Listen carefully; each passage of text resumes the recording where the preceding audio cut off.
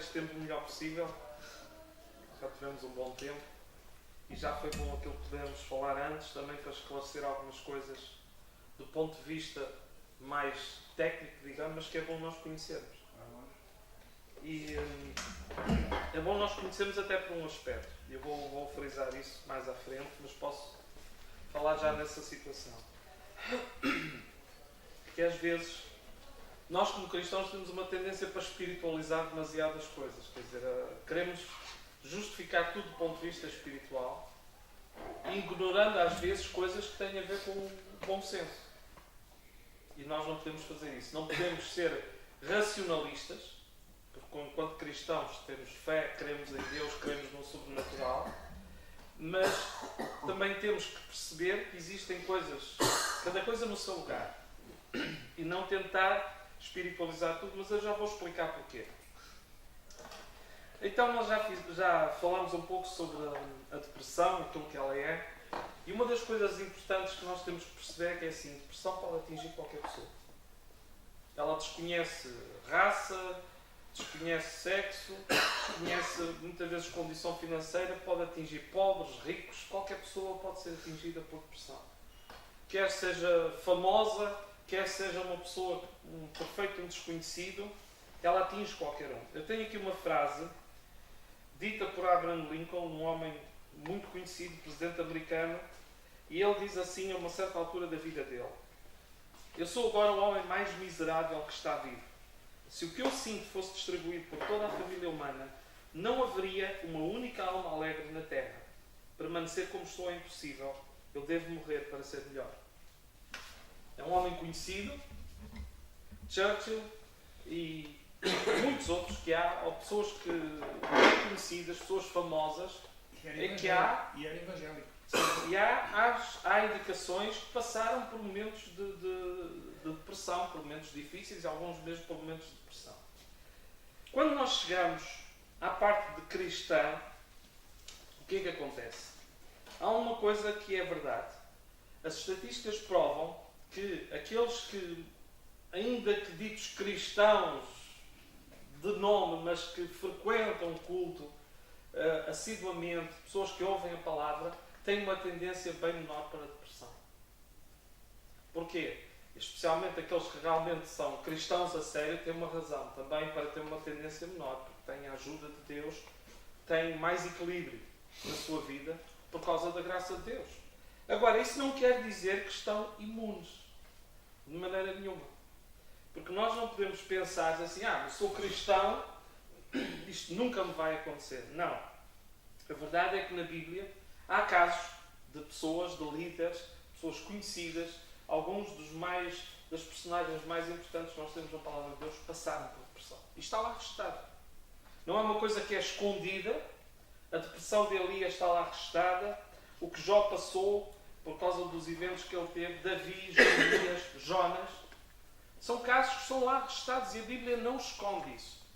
Mas o que é certo é que durante algum tempo, pelo menos, havia vergonha nas igrejas de falar sobre isto.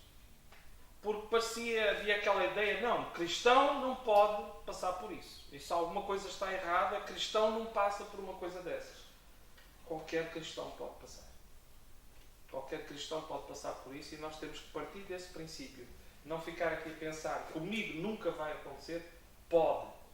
Mas também há maneiras de nós evitarmos, tanto quanto possível, que isso aconteça. Nós agora temos uma coisa, felizmente, a abertura é diferente. Nesse sentido, que as pessoas aceitam, percebem que isso pode acontecer e já não há aquela vergonha ou de falar. Porque uma coisa para mim é certa. A igreja é justamente e devia ser o melhor lugar para as pessoas que sofrem depressão serem ajudadas e levantadas. Para mim, penso que seja assim. Não sei que nenhuma igreja é perfeita, mas a igreja, enquanto família de Deus, tem que é o melhor ambiente. Seja cada parte cumprir a sua função para que as coisas se resolvam e que as pessoas sejam ajudadas a superar ou pelo menos a minorar. Agora vamos à parte que nos interessa, porque nós queremos estudar um caso específico, o caso de Elias. E deixem-me só pintar-vos rapidamente um quadro. Vocês têm 1 de Reis, capítulo 19, quem tiver Bíblia queira já abrir, eu vou lendo algumas passagens, mas deixem-me explicar-vos qual é o cenário disto. Quando Elias tem a depressão, de que cenário é que nós estamos a falar? Nós estamos a falar de Israel, está dividido em parte norte e parte sul. Parte norte estão as tribos, porque eles a certa altura, depois da morte de Salomão, e com o filho dele houve uma divisão, e a parte do norte, que é esta que vamos falar, era a parte onde Elias estava a ministrar como profeta. E o que acontecia é que esta parte, norte do país, a nação a norte, tem tido uma série de sucessão, é uma sucessão de reis, cada um mais ímpio que o outro. Então, nós estamos a falar de um ambiente espiritual péssimo, um ambiente espiritual de extrema idolatria, em que eles, em vez de influenciar as nações à volta, absorveram os cultos, a idolatria, as práticas terríveis que havia, incluindo até sacrifício de crianças, orgias, prostitutas, sacerdotisas, sacerdotes, prostitutos cultuais, havia de tudo. E o que é certo, eles absorveram, em vez de serem eles a serem luz, absorveram aquilo. E é no meio disto que surge um homem, o profeta Elias, cujo nome significa o Senhor é Deus, ou Jeová é Deus. E Elias é um homem extremamente corajoso, vamos já dizer, porque é um profeta com uma coragem incrível, porque no meio de uma nação completamente idólatra, ele tem a coragem de se levantar e de aparecer e de falar sobre aquilo, daquilo que estava errado e daquilo que do caminho que o povo levava. Ele é um homem habituado a milagres, é um homem habituado ao poder de Deus. Ele teve situações desde que Deus, segundo a palavra que ele profetizou, a chuva parou de cair. Quando ele profetizou novamente que Deus lhe ordenou, a chuva tornou a vir. É um homem que conhece a provisão milagrosa de Deus, quer através dos corvos, quer através de uma viúva que ele multiplica a farinha e o azeite. É um homem que ressuscita o filho daquela viúva. Portanto, estamos a falar de um homem de Deus habituado à manifestação sobrenatural de Deus. Ele se conhecia e sabia o que era o poder de Deus na vida dele, porque ele viu, ele testificou uma série de coisas. Depois, o que é que nós temos? Temos o rei e a rainha. O rei Acabe, rainha Jezabel. Se eu vos pudesse descrever Acabe, é assim. Acabe é um rei ímpio, fraco, sem convicções, é um rei vendido. Que, sabendo pela palavra de Deus que não devia fazer aliança com os povos, fez uma aliança com o rei dos Sidónios. E o que é que acontecia quando havia aquelas alianças? Era costume oferecer a filha. Então o que é que ele recebe de prenda? Jezabel. E aquele homem foi buscar, casa-se com Jezabel, e Jezabel era uma adepta ferrenha do culto de Baal e da Astarote.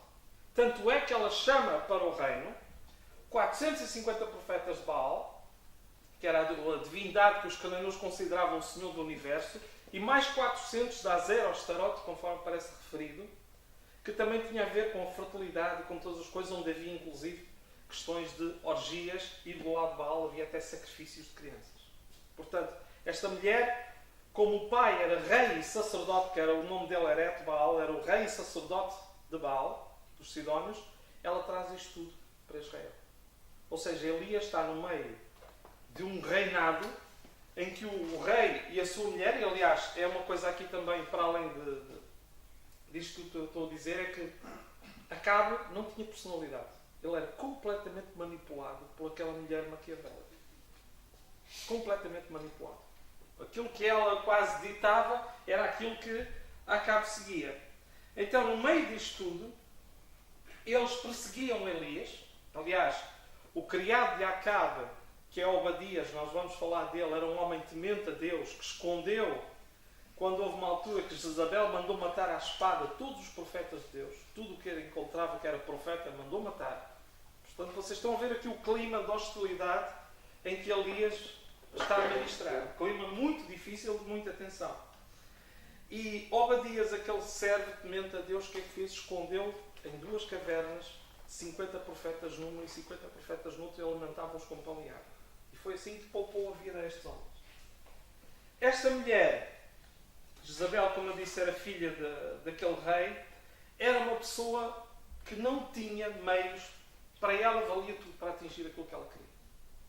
Inclusive, mais tarde, há um episódio com a vinha de Nabote, que o marido Acabe queria aquilo, mas como o outro recusou, ela tratou da saúde de Nabote, definitivamente, é claro, e a que disse: agora a vinha é tua. Para que é que estás a preocupar? Eu trato já do assunto.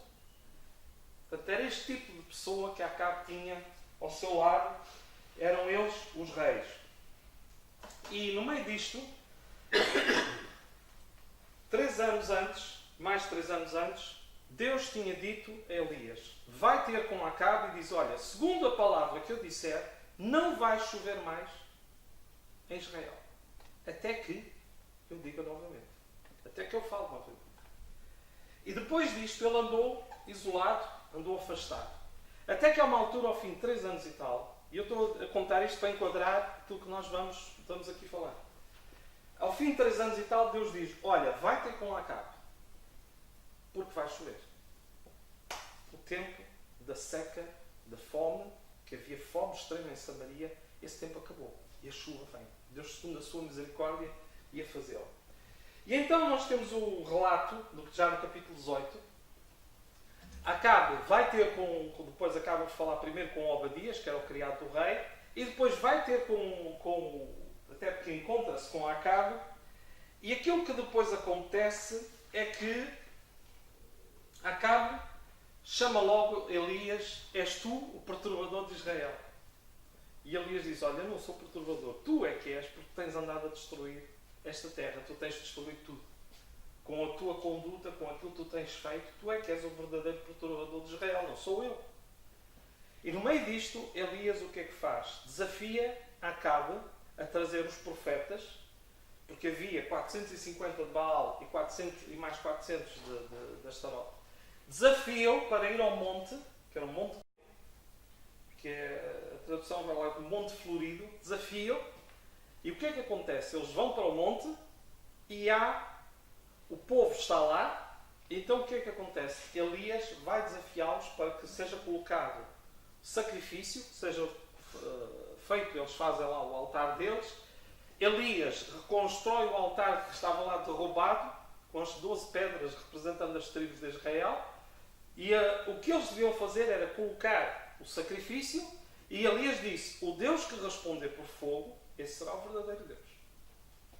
Então diz que os profetas, e neste caso, eu estou já aqui a alertar para uma coisa, porque vocês podem ler, que depois só se lê, só sou falar de 450 profetas de Baal. Mas a verdade é que no desafio inicial estão lá os outros também. Agora, o que eu não sei é se os outros participaram ou não daquele sacrifício. Porque nessa altura do sacrifício são os 450 de Baal que são lá referidos. E o que é certo, diz que eles fizeram tudo aquilo que puderam. Chegou um ponto que Elias até gozava com eles. Vocês vejam lá que o vosso Deus, se calhar, ele adormeceu. Qualquer coisa aí que não está bem. E quando chegou, e até se cortavam, porque era prática deles. Era prática daqueles cultos, eles inclusive retalharem-se e ficarem a sangrar. Vejam ao ponto que isto chegava em termos do paganismo em que eles viviam. E o que é certo, quando chega a vez de Elias, Elias ora a Deus e diz: Senhor, opera aqui de maneira que este povo entenda que Tu és Deus. Que eles percebam que Tu és Deus. Porque o povo, Elias fala com ele e diz: até quando é que vocês andam a cochear entre dois pensamentos? Se o Senhor é Deus, seguir. Se é Baal, eles tinham que fazer uma escolha. Porque aquele povo não tinha entendimento. Era um povo que, se o rei fosse para a esquerda, nem que fosse para um precipício, eles iam com ele. E é isso que Deus nunca quis de nós. Já agora, uma parte, nós temos que ser povo com convicções, povo que estuda a palavra, que ora, que conhece a palavra de Deus. Porque senão também vamos ser igual a eles. O líder diz: vamos para ali, eles vão, nem questionam. E o povo era assim. Acabe e Jezabel disseram que é para ali, é para seguir Baal desta hora. Então vamos segui-los. E Elias disse: até quando é que vocês vão andar assim a cochear? E quando chega a vez de Elias orar, o que acontece é que desceu o fogo do Senhor, queimou tudo aquilo.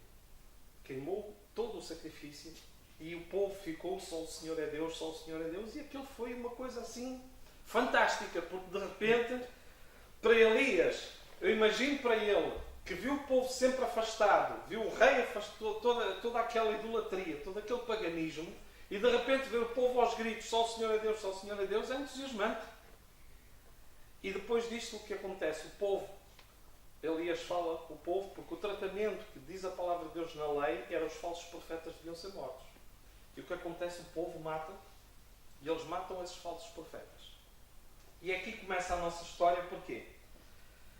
Porque no meio disso, quando acaba esta parte, Elias diz a Acabe, olha, para o carro, porque isto vai começar a chover. E ele ficou a orar no monte, e Acabe desceu. E desceu e depois vai até, desde o Carmelo até à parte onde havia o palácio, que era a uns quilómetros, mais ou menos 25 quilómetros de Israel. E o que acontece, que a esta altura, que a chuva, Elias orou, e de repente o moço viu, foi vendo, foi 7 vezes lá, até que no fim disse, olha, há uma nuvem pequena. Ele disse, está na hora, porque veio mesmo aí a chuva que Deus prometeu. E eles vieram. E até é engraçado, porque a palavra de Deus diz a uma certa altura que a mão do Senhor é sobre Elias, e Elias veio a correr à frente da Acabe com a carroça, aquilo acho que ele ligou o turbo, não sei, qualquer coisa ali mesmo poderosa, que ele veio a correr todos aqueles quilómetros à frente da Acabe e ficou ali. E é aqui que começa a nossa história, no capítulo 19. Até aqui está tudo bem. Acho que Elias está eufórico, acho que está super, está mesmo, como nós dizemos, na mão de cima. Ele sente-se muito abençoado, tinha acontecido todas aquelas coisas, e se calhar no coração dele, ele já estaria a imaginar muita coisa. Então o que é que acontece? É que Acabe entra no palácio para falar com a sua mulher, e é aqui que as coisas começam a correr mal. Diz a palavra de Deus lá, versículo 1 do capítulo 19, diz assim: E Acabe fez saber a Jezabel tudo quanto Elias havia feito, e como totalmente matara todos os profetas à espada. Então Jezabel mandou um mensageiro a Elias dizer-lhe: Assim me façam os deuses. E outro tanto, se de certo amanhã a estas horas não puser a tua vida como um deles. Então vejam uma coisa, quer dizer, e aqui nós percebemos um bocado do caráter de Acabe, porque Deus, na sua misericórdia, manda chuva. Eles estavam em fome extrema, estavam naquelas condições, e Acabe, em vez de dizer, olha, Deus finalmente mandou chuva, o que é a primeira coisa que ele vai fazer? Queixinhas à mulher por causa do Elias. Olha, o Elias, eu acho que ele deve ter chegado com um carinha da Moab, porque ele era um estilo desse, que a mulher mandava nele completamente e manipulava completamente. Então a primeira coisa dele foi fazer queixinhas a Jezabel. Olha, o Elias tratou da saúde aos seus profetas. E eu imagino que nesse dia a moça foi toda partida. E ela diz, olha, isto não passa de 24 horas, eu vou tratar da saúde de uma vez por todas. Porque esse fulano já aprontou tantas que chegou a hora de tratar dele. E manda o criado dar essa mensagem. E uma coisa é certa, a partir daqui tudo muda. E é isso que nós vamos agora ver. Vejam o que é que diz aqui. E agora aqui que eu quero concentrar mais com os irmãos e nós meditarmos nisso. Versículo 3, capítulo 19, versículo 3 a 8 diz assim: O que vendo ele, se levantou e para escapar com vida, se foi e chegando a Berseba, que é de Judá, deixou ali o seu servo. Ele, porém, foi ao deserto caminho de um dia e foi sentar-se debaixo de um zimbro e pediu para si a morte e disse: Já basta, ó Senhor, toma agora a minha vida, pois não sou melhor que os meus pais. O que vendo ele, sabem? O que nós já perceberam aqui, a mudança radical que há de um momento para o outro, de um homem que derrota centenas de falsos profetas, leva o povo à euforia, a gritar só o Senhor é Deus, só o Senhor é Deus. Acabe não lhe fez nada, mas Acabe também não tinha coragem para coisa nenhuma. Acabe não tinha coragem para enfrentar Elias, essa é a verdade. Mas até agora Acabe até se portou bem com Elias. Eu acho que havia todas as razões para acreditar que alguma coisa ia acontecer. E de repente o que acontece foi, sai uma mulher aos gritos e ele enviar uma mensagem por mensageiro a dizer: eu vou tratar de saúde.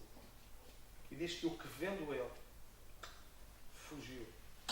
E é a partir daqui que tudo começa a mudar. Portanto, às vezes nós podemos pensar, e é daqui que começa a depressão. Elias começa por aqui e vai assim mesmo por aí abaixo, muito rápido. E às vezes esta questão de depressão, nós pensamos assim, isso é uma coisa com o tempo. Não é bem assim. No caso de Elias foi muito rápido pelo mergulhar. Eu digo até que foi... O que Elias fez foi um autêntico salto em queda livre. Que ele veio do Carmelo até ao Vale da Sombra da Morte, assim... Sempre em queda livre. A toda a velocidade máxima, estatelou-se no chão. Porque o homem que estava cá em cima, de repente, está cá em baixo. Houve uma ameaça e foge. E sai por ali fora, disparado. Entra naquilo que nós podemos dizer em modo de sobrevivência. Que é correr pela vida dele. E toca a fugir. E vai depois por aí fora. E nós vamos começar a ver o que é que se sente. Já viram o que é que nós lemos? Ele foge. E quando diz aqui que ele foge, ele não fugiu para perto. Ele estava no norte. Vai uns 160 km, ele vai para sul, mete-se no reino já de Judá, na parte sul, que é onde os reis de Israel não podiam chegar. Eles lá não iriam buscá-lo. Deixa o moço e depois ainda vai, depois disso, porque ele já tinha feito 25 km a correr, ele depois faz mais 160 e depois ainda vai mais um dia pelo deserto dentro. Não admira que ele depois fique-se para o lado, não é? Isto também não há forças para tudo. Mas o problema maior não era a falta de forças físicas. O problema maior foi o colapso espiritual que ele de repente tem no meio de toda aquela situação. E nós vamos perceber pela palavra de Deus aquilo que ele sentiu, aquilo que ele experimentou e que tem muito a ver com aquilo que o Alexandre já esteve aqui a falar. Uma das coisas que é clara que nós vemos aqui na palavra de Deus foi medo e vontade de fugir. E essa é uma das coisas que pode afetar qualquer um. Porque assim, medo todos nós podemos ter. Mas quando uma pessoa vive constantemente debaixo de medo, dominada por medo, é bem diferente. Porque na Bíblia muitas vezes aparece Deus dizer, não temas. Porquê é que vocês acham que Deus ia dizer isso? Era porque nós não precisamos. Somos uns valentões que não temos medo de nada. Não, Deus diz porque sabe que nós precisamos de ouvir. Josué teve que ouvir, olha, não temas. Eu estou contigo. Moisés, tantos servos de Deus ouviram, não temas. Paulo ouviu, não temas. Mais que uma vez. Então, isto é uma coisa, medo pode vir na nossa vida, é normal. Não é normal, é que o medo domine a nossa vida. Ao ponto de nós começarmos a ficar quase irracionais nas nossas atitudes, ficarmos com o nosso pensamento todo atrofiado. Mas foi o que aconteceu com Elias. E é um sintoma que é típico também nestas coisas da depressão. É que começamos a ficar dominados por um medo irracional. Medo de tudo. Tem-se medo de qualquer coisa que venha à nossa vida, causa-nos medo. Causa-nos... ficamos aflitos. Aliás, eu pus aqui... Medo e a depressão transformam o leão mais valente no cão mais medroso. Porque é verdade. O Elias, que era há tão pouquinho tempo, no dia anterior, tão valente, de repente está fugido no meio do deserto, cheio de medo. Por causa da ameaça de morte que lhe foi feita. E, no entanto, ele já estava habituado a ser perseguido. E a ser também, ele próprio também, amaldiçoado e perseguido. Outra coisa que é comum, e foi aquilo também que Elias sentiu, solidão e desamparo. A Bíblia diz uma coisa em Provérbios 18:1, diz assim, busca satisfazer o seu próprio desejo, aquele que se isola. Ele se insurge contra a verdadeira sabedoria. Sabem uma coisa?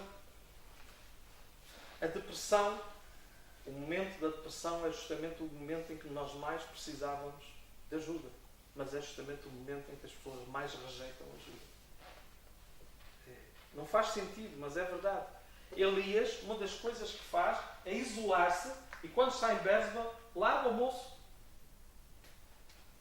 O companheiro fiel dele de ministério, ele larga-o também, porque ele quer ir sozinho. Não quer ninguém à volta dele. E vai isolar-se para onde? Para um deserto, onde não está ninguém.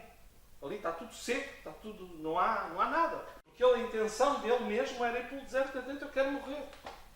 Não quer saber de mais nada, quer morrer. Mas a Bíblia diz que quando nós nos isolamos, nós insurgimos contra a verdadeira sabedoria. E isto porquê? Porque ficamos desprotegidos, ficamos orgulhosamente sós, ficamos à mercê do que houver. E nós precisamos justamente do contrário. Precisamos de ajuda, precisamos de conforto dos outros, precisamos de que os outros orem por nós, precisamos do estímulo dos outros. Mas, de uma forma quase irracional, é quando a pessoa está deprimida, é quando rejeita estas coisas e quando se isola mais. E foi aquilo que Elias fez. Outra coisa também que tomou conta do coração dele, e de que maneira? Foi a desesperança e o desejo de morrer. Diz, foi sentar-se debaixo de um zimbro e pediu para si a morte, e noutra altura diz, toma agora a minha vida. Ele está sente-se tão mal com a vida dele naquele momento. Ele não está a querer suicidar-se. Atenção, há aqui uma diferença. É que às vezes as pessoas pensam assim, não, mas ele quer. Ele não é aquele de querer suicidar-se daquela pessoa que se atira abaixo de uma ponte ou que se atira de um prédio. O que ele está é, oh Deus, toma-me para ti. Estou cansado, Deus, já não aguento mais isto, toma-me para ti. Toma a minha vida, leva-me. Estou-me a fazer entender? Não é exatamente a mesma coisa. Porque o propósito dele, a questão dele não é de querer pôr fim à vida por um suicídio normal. É o desejo de partir para Deus e dizer, Deus, toma, porque já não faz sentido o que eu estou aqui a fazer. Já não faz sentido nenhum. Outra coisa também que nós vemos ali nele, saturação e desânimo. Porque ele diz e disse, já basta, Senhor. E o que acontece foi, como eu disse, ele viu tudo aquilo que aconteceu. Viu todos aqueles milagres, viu todas aquelas coisas acontecerem, viu o povo a gritar, só o Senhor é Deus, viu todas as coisas. O que é que aconteceu com ele? Digam uma coisa, se fossem vocês, qual era a ideia que vocês ficavam do que é que ia acontecer a seguir? Se fosse com vocês. Olha, eu posso responder por mim. Eu ficava com a ideia que ia haver um avivamento. Que as coisas estavam a mudar e que ia ser diferentes. Vocês não ficavam? O que é que vocês acham? Claro. Lógico, pensaríamos, olha, finalmente esta nação vai se virar para Deus, finalmente vai acontecer aqui alguma coisa. Ele tinha essas expectativas e eu acho que não eram expectativas infundadas, porque tudo o que aconteceu apontava para isso, mas o que acontece depois no fim é o quê? Uma desilusão completa. Ele, em vez de ser reconhecido como profeta do Senhor, ele é reconhecido como alguém com a cabeça à prémio. Vocês estão a ver, cria uma expectativa, todos aqueles milagres, acontece tudo aquilo, é fantástico. E há uma coisa importante, a chuva voltou. Sabem que a questão de não ter havido chuva era porque Deus estava a punir aquela nação por causa da impiedade deles. E agora Deus, na sua misericórdia, deixou que a chuva voltasse, e eu acho que Elias tinha tudo para pensar, tinha todos os ingredientes para construir expectativas. Quando aquelas expectativas foram completamente falhadas, que é que ele cai em depressão. E muitas vezes é o problema também das pessoas. Há bocado estávamos aqui a falar, a depressão, alguns é os que se deprimem com a barriga cheia, podemos dizer assim. Exatamente. Hoje, há tanta coisa no marketing e em tudo que nós vemos à nossa volta, tanta coisa a criar falsas expectativas na vida das pessoas. Expectativas altamente irrealistas e muitas vezes desviadas para aquilo que nada vale. As coisas que valem menos. E as pessoas deixam de dar valor ao que é mais importante e dão valor a coisas ridículas, coisas passageiras, coisas que pouco ou nada lhes trazem. E com base nisso, criam expectativas enormes. Quando as expectativas são frustradas, nós já falamos numa reunião, falamos aqui do sucesso segundo Deus ou segundo o homem. No sucesso segundo o homem, criam-se expectativas muito elevadas. E depois a pessoa não atinge aquilo, o que é que se sente? Foi um fracasso. Não presta. Foi um fracasso. E foi assim. E é o maior problema que nós vemos aqui em relação a Elias, é justamente isto. Ele esperava que alguma coisa agora estivesse a acontecer e nada disso aconteceu. E ainda por cima, a cabeça dele está a prémio. Querem-me morto. Vocês não se sentiam injustiçados? De Eu que fiz maneira? tanto por esta nação e agora querem matar-me? É assim que me pagam? É assim que me reconhecem? Ele sentiu-se muito, muito frustrado, farto do povo, farto dele próprio, farto de tudo aquilo. Ele disse, basta, Senhor, eu já não aguento mais isto. É aquela coisa que nós dizemos a tirar a toalha ao chão. Já chega. Nunca vos apeteceu? Era um profeta farto. Ele passou por muito. Depois há outra coisa que é importante aqui. Outro sentimento que dominava o coração dele naquela altura. Culpa e baixa autoestima. Ele diz, eu não sou melhor do que os meus pais.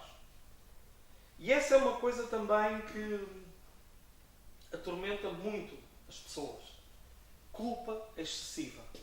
Há culpa que faz sentido. A culpa do pecado faz sentido. E é bom que nós sintamos culpa pelo pecado e que nos arrependamos e que vamos a Deus para ser perdoados. Agora, a culpa que Elias estava a ter não era culpa do pecado. Era uma culpa por causa dos resultados que estavam a acontecer naquela nação. E que não era da responsabilidade, nós vamos ver isso já mais à frente, não era da responsabilidade dele. Porque a culpa do estado da nação não era de Elias. Vocês acham que era? Não. Para mim, de todo, não era. Não era culpa de Elias. Mas ele, quando as coisas correm mal, quando nós estamos deprimidos, nós assumimos a culpa de tudo e mais alguma coisa. Olha, isto funciona um bocadinho assim. Conta-se que, eu tenho aqui uma indicação que fala de, conta-se do tempo em que houve uma altura em que Martinho Lutero viveu com os monges antes de se converter. E diz que para além dos sacramentos, jejuns e penitências, ele chegou ao extremo de se privar do sono, passar noites a frio e chicotear-se. Isso foi há mais de 500 anos atrás. E nós pensamos assim, é mau? Porquê que ele fazia aquilo? E deixa-me dizer-vos uma coisa. Hoje nós fazemos a mesma coisa, psicologicamente. Eu não presto, eu não valho nada. Eu sou um traste. Eu não presto, não valho nada. Um traste. É a mesma coisa. Como se isso trouxesse algum benefício a nós. Não traz absolutamente nenhum. A matemática normal, como é que funciona? Fiz 10 coisas bem, fiz uma coisa mal. Quantas coisas fiz bem? 9. A matemática do deprimido é assim. Fiz 10 coisas bem, fiz uma coisa mal, não presto, não vale nada, fiz 0. É verdade isso? 9 vezes 0 é 0. Mas é a matemática do deprimido, é essa. Se eu falhei numa coisa e Elias pensou, falhei ali, portanto eu já não presto, eu não valho nada aqui. O meu ministério não vale nada, eu não consegui, não fui melhor que os meus pais. Portanto, esta é a matemática da pessoa que está deprimida. Porque se sente tão mal, tudo é negativo, tudo é uma carga de culpa enorme. Depois há aqui outras, só mais 2 coisas também importantes que ele sentiu e que fazem parte também do trajeto da pessoa que está deprimida, porque diz que deitou-se e dormiu debaixo do zimbro. E depois a outra parte diz, tornou a deitar-se. Este também é outro sintoma. Exaustão, sono, ou falta dele. Neste caso de Elias era sono mais.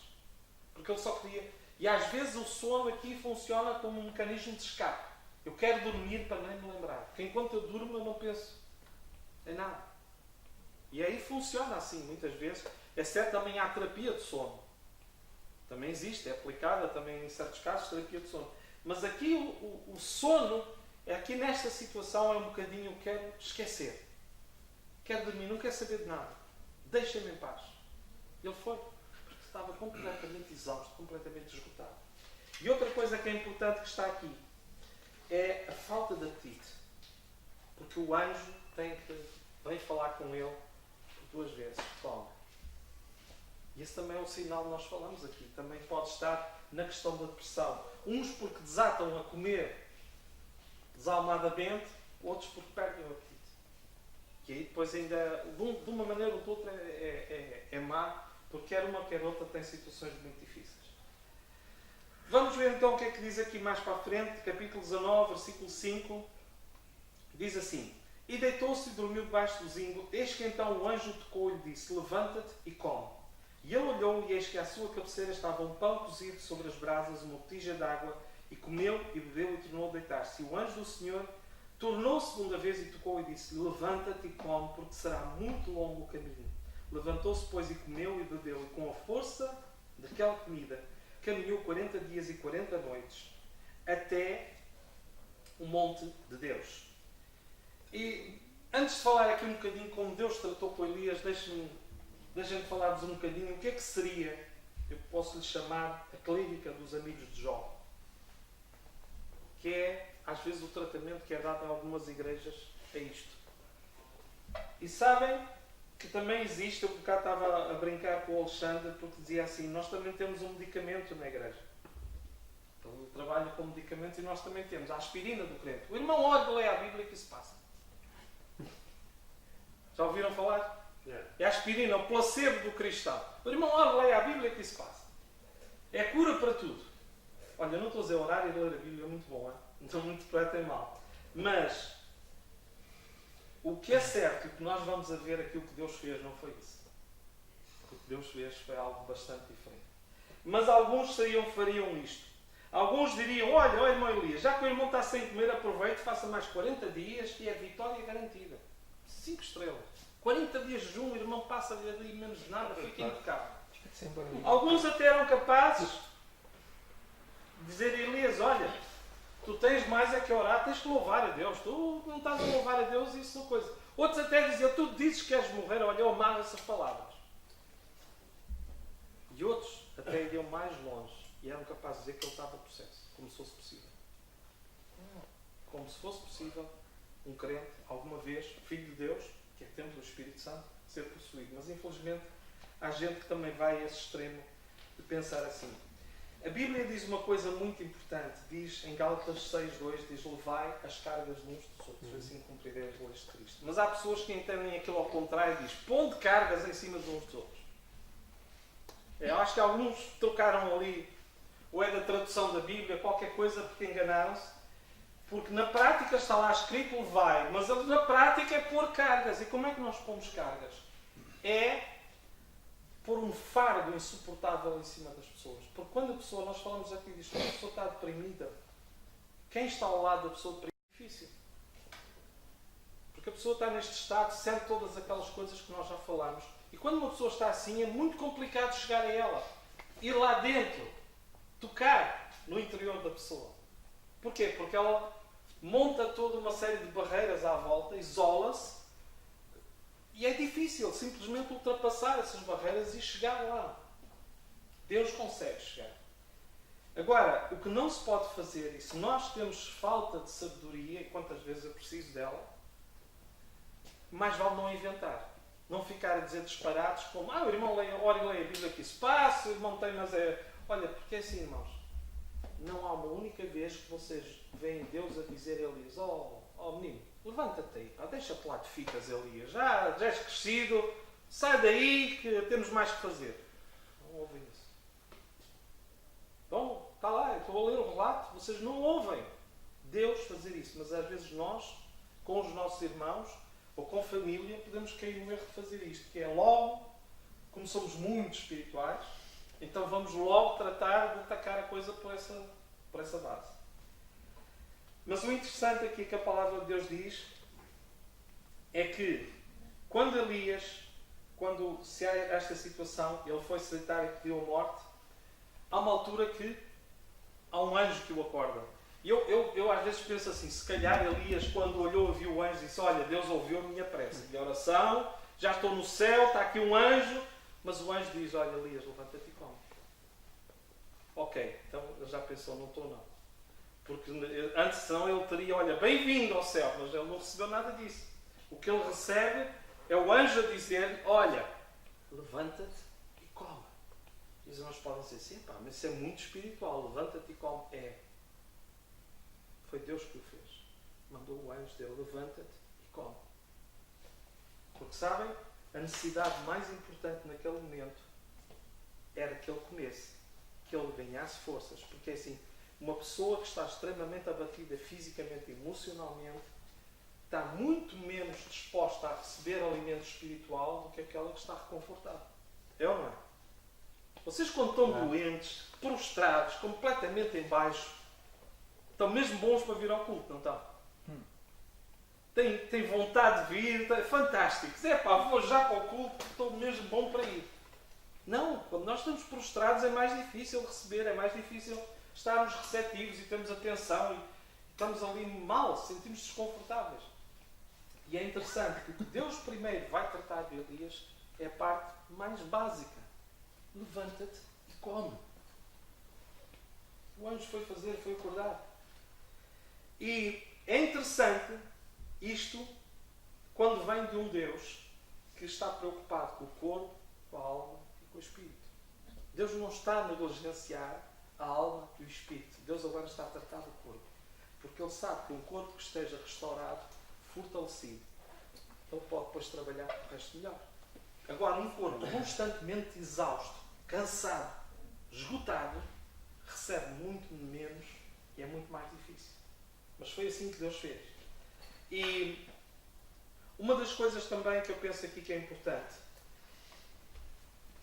Deus não pode obrigar. Vocês acham que Deus podia obrigar Elias a comer? Digam lá. Deus obriga alguém a fazer alguma coisa? Não, mas naquele caso podia, porque ele estava... Mas Deus não fez. Não. E é interessante que 2 vezes o anjo vai, ele comeu, deita-se, e depois o anjo vai lá outra vez. Levanta-te e come. Porque tens um caminho muito longo pela frente. 2 vezes faz isto. Porquê? Porque Deus não pode obrigá-lo, mas Deus sabe que ele precisa de fazer aquilo. Aquilo é importante que ele faça. E há uma coisa aqui que é importante na questão, quer de quem está deprimido, quer de quem está ao lado a ajudar. Porque assim, o primeiro passo tem que ser nosso. Levanta-te. Deus não dá a comer à boca a ninguém. A pessoa pode estar em baixo, a pessoa deprimida, mas ela tem, nem que seja só um passinho pequenino. Percebem? Mas tem que dar o passo. E Deus sabia perfeitamente que Elias estava prostradíssimo, estava esgotado, farto, desanimado, tudo aquilo, mas o anjo diz 2 vezes, levanta-te e come. Porque essa é a nossa parte. E é isso que às vezes é difícil, é fazer com que a pessoa que está ao nosso lado em depressão, incentivá-lo a conseguir fazer-lhe ver, olha, tu precisas levantar-te e comer. Há um pequeno passinho que tens que ser tu a dar e depois Deus começa a trabalhar no resto. Mas aquele passo é da pessoa. Não sei se me estou a fazer entender. É muito importante. Por pequenino que seja aquele passo, é muito importante para a recuperação da pessoa, que é levanta-te. Porque é um sinal que a pessoa quer alguma coisa. E Elias comeu. E depois quando o anjo vem de novo, ele come. Então, levantar e avançar para Deus é uma coisa muito importante. E deixem-me dizer aqui também já uma coisa no meio disto tudo. Nós, e todos passamos por momentos difíceis, nós precisamos de ser, para nós é importante, que estamos aqui a falar enquanto homens e poderiam estar aqui mulheres, fosse quem fosse. É importante saber aquilo que te traz descanso, aquilo que te traz refrigério para ti. E isto porquê? Porque há momentos complicados. E nós pensamos assim, então, mas Deus, o que é que Deus foi tratar primeiro? Foi a parte mais básica. E às vezes nós fortalecemos a parte espiritual e negligenciamos o resto e depois andamos numa sobrecarga porque não conseguimos aguentar com as coisas todas. Nós precisamos de momentos para parar. Sabem uma coisa? Houve uma altura que Jesus agarrou nos discípulos, levou-os a um lugar à parte, porque eles nem tempo tinham para comer, e diz que levou-os a um lugar à parte para eles descansarem. É que às vezes tornamos tão espirituais que depois ignoramos que temos um corpo. E que o corpo não é de super-homem. Ainda não somos anjos. E ainda não temos corpo celestial. Então o corpo tem necessidades. E nós temos que cuidar dele minimamente. Não é o cuidar como muita gente faz hoje, que enfim é o culto da beleza. Não, é o cuidado básico. E é assim, se para ti, eu por exemplo agora há uma coisa que eu estou a fazer à hora do almoço.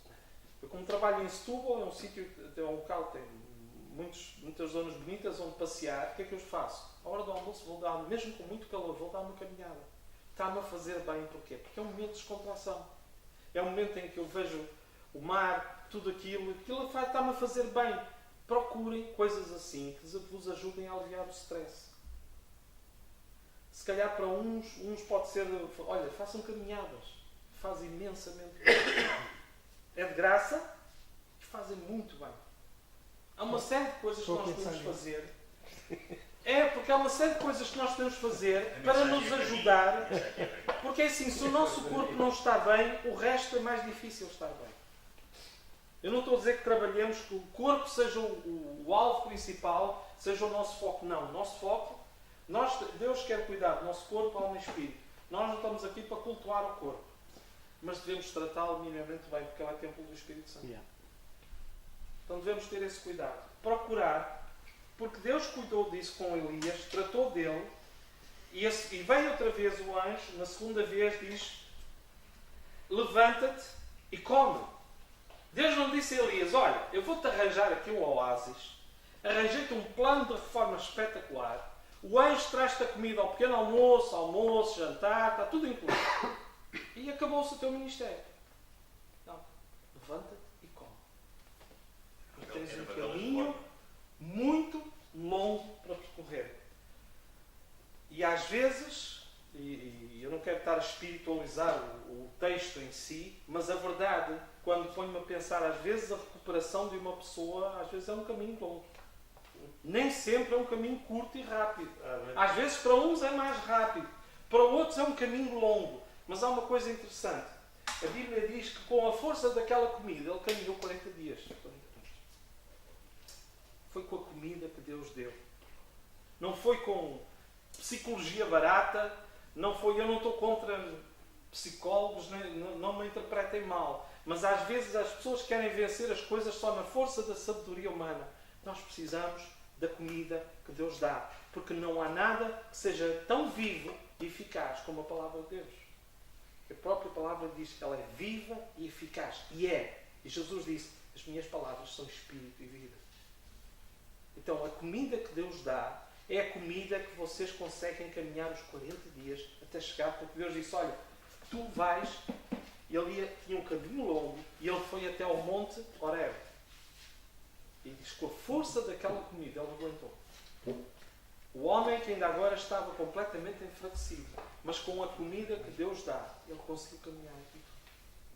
Amém? Então é importante, com aquilo que nós nos alimentamos, não é com filosofia barata, não é com coisas vãs.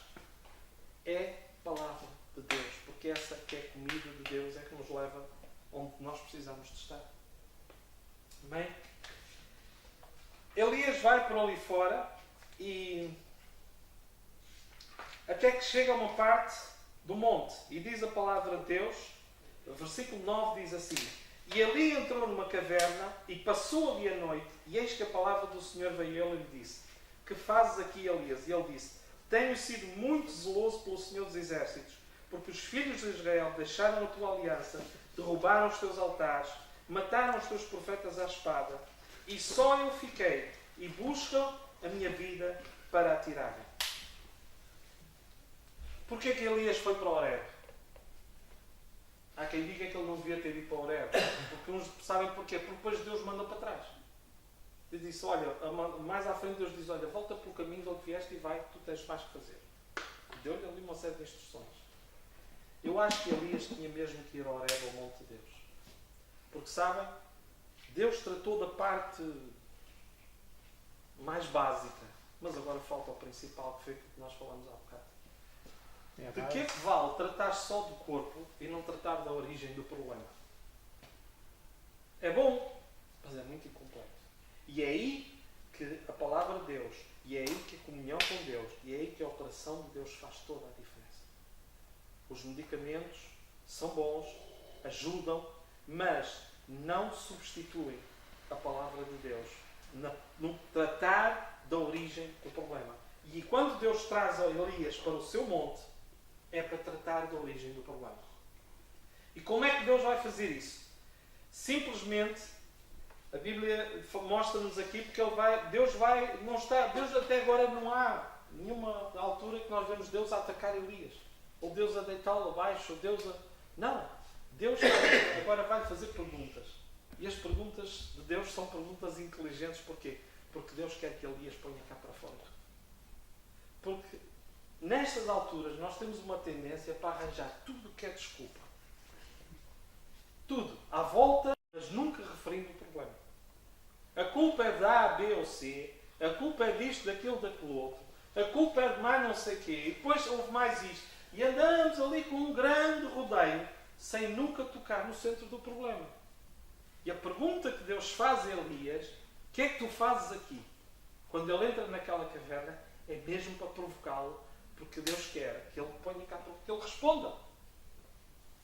E às vezes, esta é a parte que é mais custosa para a pessoa, que é o confronto, que nós não queremos, porque a pessoa está confortável na sua autopiedade, sente-se bem ali, na sua autopiedade, coitadinho de mim, é muito bom, às vezes muito conveniente, para não ter que enfrentar os outros, mas Deus, com Deus não se brinca. Deus não ia deixar que ele viesse ao seu monte, o Monte Horebe, o Monte de Deus, e que estivesse ali na sua presença e que saísse dali na mesma. Porque com Deus isso não acontece. Só se nós não quisermos deixar que Deus trabalhe. A Bíblia diz uma coisa importante. Hebreus 4, 15, 16 diz: porque não temos um sumo sacerdote que não possa compadecer-se das nossas fraquezas, porém um que, como nós, em tudo foi tentado, mas sem pecado. Diz: cheguemos, pois, com confiança ao trono da graça, para que possamos alcançar misericórdia e achar graça, a fim de sermos ajudados em tempo oportuno. Então, quando ele está ali, o que é que ele faz? Chega, enfia-se dentro de uma caverna. Antes estava deitado debaixo de um zimbro, agora esconde-se numa caverna. E Deus vai ter com ele à caverna e diz: o que é que tu fazes aqui? Ele diz: ah, Senhor, isso tu sabes, olha, eu tenho sido muito zeloso, blá blá blá. Eu acho que foi mesmo assim, a segunda vez que Deus pergunta: o que é que fazes aqui, Elias? Elias responde a mesma coisa. Eu acho que naquela altura, para os ouvidos de Deus já soava blá blá blá, blá blá blá, blá blá blá, porque era sempre a mesma coisa. Ou seja, Elias está ali metido, a única diferença é que o sítio é diferente, mas a conversa é a mesma. A fazer-se de vítima. Só eu fiquei coitadinho de mim e agora querem matar-me. É como Deus não sabia. Pois, como se eu não soubesse disso. Mas esta história é assim. E é interessante porque ele fica com ele dá aquela resposta toda, Deus ouve, Deus não faz mais nada especial, mas a seguir diz-lhe assim, versículo 11: e Deus lhe disse: sai para fora, põe-te neste monte perante o Senhor, e depois do fogo... espera aí. Esqueci-me de ler aqui uma coisa. E ali entrou numa caverna, passou ali a noite. Pois, faltou-me ler aqui. Espera lá, que eu vou aqui à Bíblia, que eu não pus aqui no papel, costumo pôr para facilitar. 1 de Reis 19. E depois diz assim: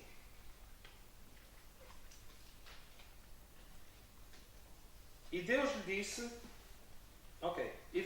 vem para fora, versículo 11, e sobe o monte diante do Senhor. Então o Senhor passou, e um grande e forte vento separava os montes e despedaçava os penhascos perante o Senhor, mas o Senhor não estava no vento.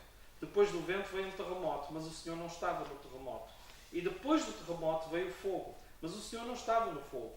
E depois do fogo veio uma voz mansa e suave. E ao ouvi-la, Elias cobriu o rosto com a capa e, saindo, ficou à entrada da caverna. E veio uma voz que dizia: Elias, que fazes aqui? Ok, então Elias está na caverna e Deus diz: o que é que tu fazes aqui? Blá, blá, blá, com aquela desculpa toda. E Deus diz: sai da caverna, sai daí e põe-te na minha presença. Aquela caverna, nós podemos dizer que pode representar muita coisa, mas aquela caverna representa tipicamente o que nós somos quando ficamos fechados na autopiedade. Coitadinho de mim, coitadinho de mim, coitadinho de mim. Eu sou o único, sou perseguido, sou maltratado, toda a gente me quer fazer mal, coitadinho de mim, coitadinho de mim. Deixa-me dizer-vos uma coisa: Deus não pode trabalhar enquanto tu ficares dentro da caverna. E Deus não ia trabalhar, enquanto Elias teimasse em ficar dentro daquela caverna, Deus disse, sai. Sai daí, fica à minha frente, na minha presença. Porque sabem, Elias está no monte de Deus, mas não está na presença de Deus. Está perto, mas está longe. Porque está ali, há uma caverna, está a separá-lo. E Deus disse, sai daí, anda para cá para fora. E o que é certo, Elias não saiu. E diz a palavra de Deus que Deus manifestou-se de uma forma tremenda, porque passou o vento, o fogo, passou o terremoto, passou aquilo tudo. E o que acontece? Mas diz que Deus não estava em nenhuma daquelas coisas. E só a seguir veio uma voz mansa e suave. É que diz que Elias então saiu da caverna. Ele primeiro, e aquela caverna, eu penso, tem muito a ver com nós ficarmos fechados com as nossas desculpas, com as nossas coisas, mas com se eles fizeram aquilo. É a autoperpetuação. É ficarmos ali. E deixa-me dizer uma coisa. A autopiedade é das coisas mais destrutivas na nossa vida. Nós ficarmos aquilo era o que Elias queria fazer, daquilo era a autêntica caverna, não era o muro das lamentações, era a caverna das lamentações. E Deus disse, não, tu não vais ficar aí. Se tu queres que eu trate contigo, tu tens de sair daí. E nunca Deus vai poder tratar connosco. Se nós passarmos a vida, coitadinho de mim, eu estou assim porque aconteceu isto, eu estou assim porque fizeram-me isto, eu estou assim porque os outros são maus. Se passarmos toda a vida a culpar os outros e não vamos à presença de Deus, Deus não vai trabalhar connosco. Nós temos que largar isso, sair da caverna e ir para a presença de Deus. E é interessante, passou aquilo tudo. Eu acho que para aquelas pessoas que são uma espécie de adoradores de poder, ficavam encantadas com aquelas manifestações. Mas o curioso diz que Deus não estava em nenhuma delas. Mas no fim Deus fala e depois veio uma voz mansa e suave. Diz, o que é que tu fazes aqui, Elias? Outra vez. E ele diz, quando há essa voz, que é quando Deus está... Como é que eu ia dizer? Irmãos, eu sei que nestas alturas, muitas vezes apetece-nos é ver o poder de Deus a atuar de uma forma rápida que nos liberte daquilo e que nos dê pouco trabalho. Diga-se passagem. Tanta vez, aliás, há uma altura em que o profeta Isaías fala acerca disso e diz assim, que é o Isaías 64, diz, ó se fendesses os céus e descesses e os montes coassem diante da tua face, como o fogo abrasador de fundição que faz o fogo que faz ferver as águas, para fazeres notório o teu nome aos teus adversários, e assim as nações tremessem na tua presença. E tantas vezes as pessoas ficam, quem dera que Deus fizesse uma coisa espetacular agora. E sabe o pior? É que a pessoa fica à espera do espetacular e deixa passar o mais importante, que é a voz de Deus a falar com ela. O mais importante. Vai haver alturas que nem todos os milagres que vocês possam ver vos vão ajudar a levantarem-se. Eu uma vez ouvi de uma pessoa assim, ela foi a uma conferência fora e ela diz, eu ia muito deprimida, ia muito mal, vi tanto milagre à minha frente, milagres tremendos à minha frente, e estava completamente indiferente. Vocês podem dizer assim, mas isso não faz sentido nenhum, eu se visse milagres assim, a minha fé disparava. Não funciona assim. Porque os milagres, os sinais, são importantes e as pessoas, nós queremos ver o poder de Deus operar para o bem de todos. É uma verdade que nós queremos. Mas aquilo que te faz crescer no íntimo é Deus, é a presença de Deus e Deus falar contigo. Yeah. Isso é que vai fazer crescer. E foi isso que fez Elias sair daquela caverna, foi quando Deus falou com uma voz mansa e suave e diz, o que é que tu fazes aqui? Ou seja, Deus está a fazer a mesma pergunta. E aquilo que Elias responde é exatamente a mesma coisa. Ó Senhor, eu tenho sido zeloso e blá blá blá, e blá blá blá, e agora querem matar-me. Ele responde à letra a mesma coisa que responde dentro da caverna. Portanto, vocês estão a ver, Elias viu a manifestação do poder de Deus de uma forma tremenda. E a resposta dele continua a ser a mesma. Ó Senhor, coitadinho, então não diz que eu sou coitadinho. Eu tenho o alvo pintado na testa, Deus. Querem matar-me. Querem matar-me, Senhor. Anda toda a gente no meio mundo atrás de mim para me matar tu. não valia a pena para fugir, porque Isabel mesmo isto aqui é. Pois. Mas ele está nisto. Ele está fixado nisto. E nós temos que perceber uma coisa. O problema dele e a resposta que ele está a dar revela muito daquilo que se está a passar com ele. Porquê? Porque para já é uma coisa que está errada. Elias está a assumir a culpa pelo estado da nação. E às vezes eu vou dizer uma coisa, especialmente com pessoas que servem na obra, assumem uma parte de culpa que não é delas. Era o que Elias estava a fazer, porque a culpa do estado da nação não era de Elias.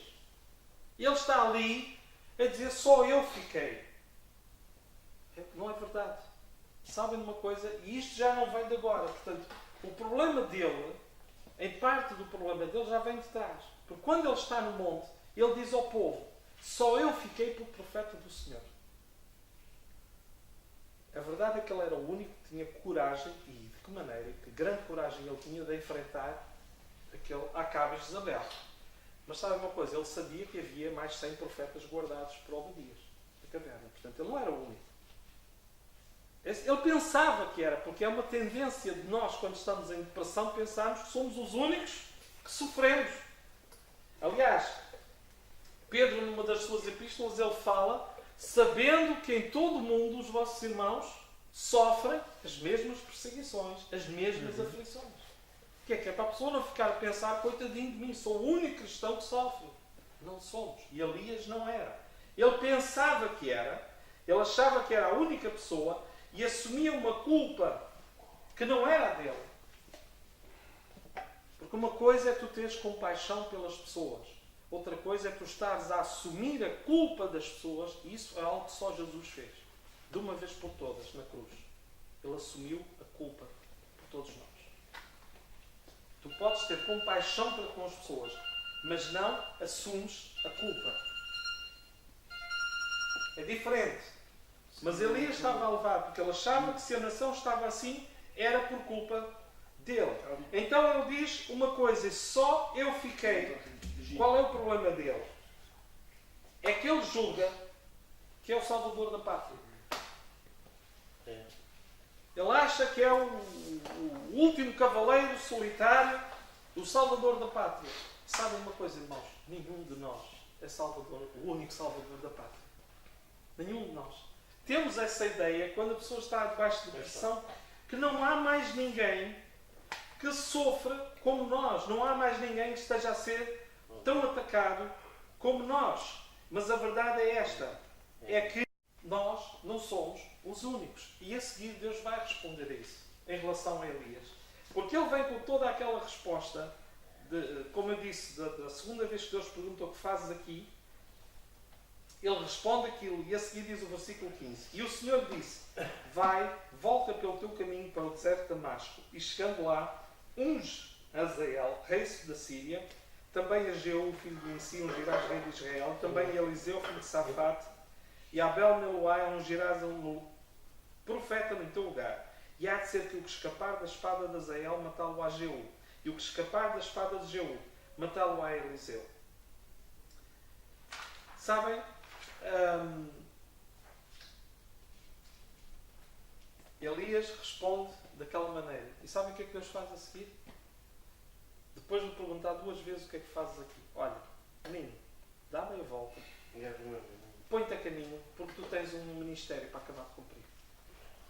Porque Elias achava que o ministério dele tinha acabado. E Deus disse, olha, o teu ministério, vamos começar por aqui. O teu ministério não acabou.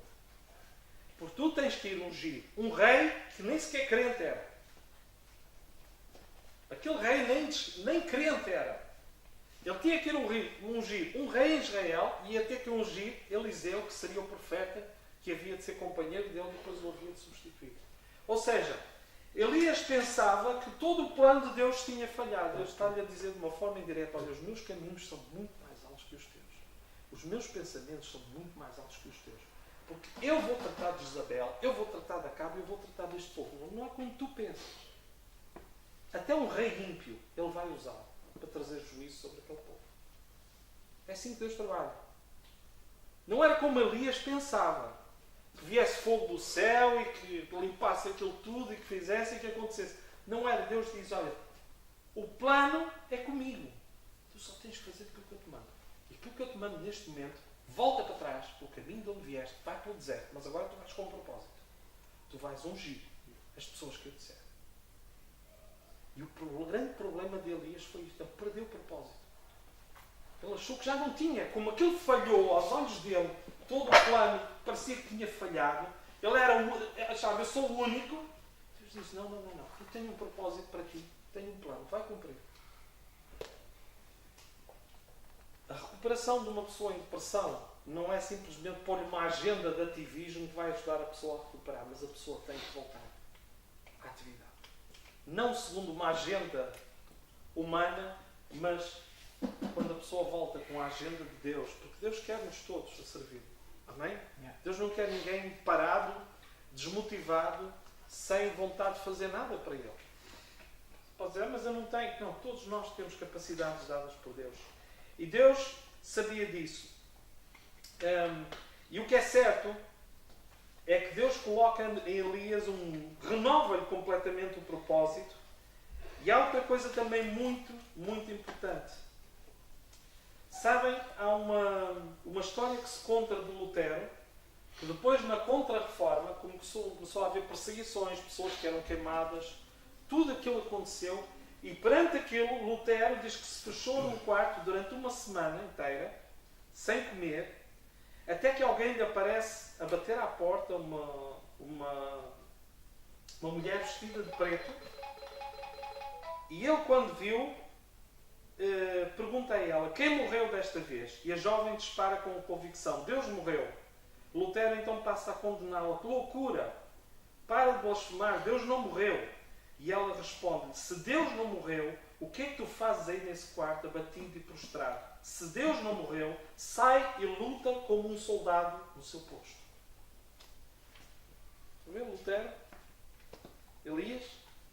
Lutero passou por aquela coisa também e aquela mulher diz, volta ao teu posto. O que foi que Deus disse a Elias? Elias, tu descarrilaste o comboio completamente. Deus pega, põe no sítio, mete nos trilhos, agora vai. Vai de volta. Ou seja, renova-lhe o propósito. E é isso que nós muitas vezes precisamos na nossa vida e que Deus faz. Renovar o propósito. Porque nós perdemos propósito para a vida. Deus renovou e enviou de novo. Amém? Isso é muito importante. E depois há uma coisa aqui ainda mais importante também no meio disto. É que no meio desta conversa toda Deus diz assim, olha, foi um bocadinho assim deste estilo. Já agora, Deus diz, eu reservei para mim 7.000 que não dobraram os joelhos a Baal. Tu pensas que és o Salvador da Pátria, tu não és o Salvador da Pátria, sou eu. Eu velo sobre a minha palavra para guardar, eu velo sobre a minha obra. Não és tu, sou eu. E tu pensas que estás só, mas eu guardei 7.000 para mim. Porque Elias tinha esse complexo de sou o único e agora querem matar-me. Deus diz, tu não és tu. Eu velo pela minha obra. E é bom que nós percebamos isto, porque nós podemos cair num desânimo de pensar as coisas não estão bem e isto tudo vai desmoronar e nada de bom vai acontecer. Mas Deus diz, quem vela pela obra sou eu. E é bom que nós estejamos completamente cientes disto. A obra é dele, não é nossa. Amém? Deus não nos quer a assumir uma parte que não é nossa. É dele. Aquilo que Deus quer de nós foi aquilo que Deus disse a ele. Olha, vai e unge estes 3. Era a parte de Elias. O resto, a nação de Israel, eu trato dela. Aqueles que são fiéis, eu cuido deles. Porque a Bíblia diz que Deus é poderoso para os guardar. Amém? Mesmo quando Romanos fala dos irmãos mais fracos, diz uma coisa interessante. Que poderoso é Deus para o guardar. Mesmo aqueles que são considerados mais fracos. Portanto, essa parte é de Deus, não é nossa. Mas nós, quando estamos assim deprimidos, em baixo, achamos que até isso nós temos. Então sentimos extremamente culpados por uma coisa que não nos devemos sentir. Nós devemos sentir culpados pelo pecado. Mas uma vez confessado, a culpa é removida. Porque Deus perdoa e limpa. Agora, há pessoas que, para além disso, sentem culpa por coisas que não são da responsabilidade delas. E foi o caso que Elias estava a sentir. Então Deus está-lhe a dizer, olha, tu, ao contrário daquilo que tu pensas, tu não estás só. Sabem, eu pus aqui como é que nós podemos equilibrar esta questão, como é que nós não vamos além daquilo que devemos, porque, por exemplo, quem tem... Pronto, vocês estão a trabalhar no ministério, tem uma coisa qualquer a vosso cargo, e a pessoa começa a sentir peso a mais do que aquele que deve, que não é destinado àquela suporte. Eu, quando olho para a palavra de Deus, eu vejo uma coisa interessante em Paulo.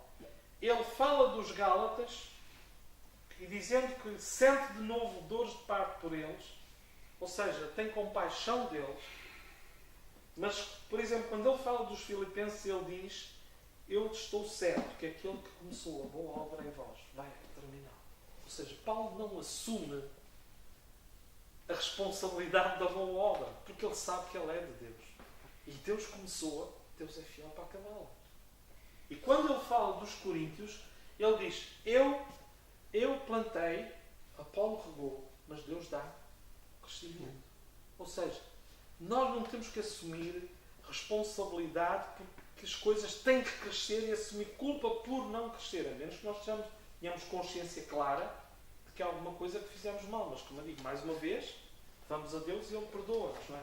Mas não podemos passar a vida a levar fardos destes que não são aqueles que Deus quer. E há uma coisa também aqui importante.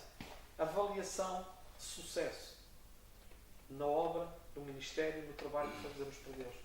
Se vocês forem pegar nos olhos humanos e até na medida do que alguns consideram hoje no meio cristão de sucesso, o ministério de Elias era um fracasso. Ninguém se converteu. Aos olhos humanos, podia-se pensar que é um fracasso. Mas Deus quer dizer uma coisa a Elias. Quando Deus está a dizer, olha, eu guardei para mim 7.000 que não levaram os joelhos a Baal. Sabem uma coisa? O testemunho de Elias encorajou aqueles 7.000. Porque às vezes nós pensamos, mas eu não tenho influência. O testemunho e a coragem de Elias a defrontar Acabe, a defrontar Jezabel, a defrontar tudo aquilo, encorajou aqueles 7.000. E é assim, e um sucesso do ministério, qualquer que seja ele, não se pode medir só por números. Porque o ministério de Elias foi bem sucedido. Ele fez aquilo que Deus mandou, ponto final. E isso é um ministério bem sucedido. Quando tu fazes o que Deus te manda, o resto é responsabilidade dele. A tua é de fazer aquilo que ele manda, ponto final. E portanto, nesse sentido, o ministério dele foi bem sucedido. E foi tão bem sucedido que Deus disse uma coisa, olha, tu vais passar o teu legado do teu ministério para Eliseu. E o manto de Elias foi passado para Eliseu. Porque era bom. E quando João Batista mais tarde vem, o que é que eles dizem? Que ele vem no espírito de Elias. João Batista é como um segundo Elias que vem. Era porque Elias era mau? Não. Porque Elias foi um homem muito especial. Lembram-se quem é que apareceu no Monte da Transfiguração? Moisés e Elias. Aquele homem que dizia que queria morrer, que se achava que não prestava, que era o único, que não valia a pena e que já basta e que não sou melhor que os seus pais. Ele é que aparece ao lado de Jesus com Moisés. Mas lá está. Uma coisa é a perspectiva meramente humana, outra coisa é a perspectiva de Deus. Porque aos olhos de Deus, o ministério de Elias era um ministério importante. E foi um ministério de bênção. Ainda que na nação ele não tenha visto as pessoas a converter.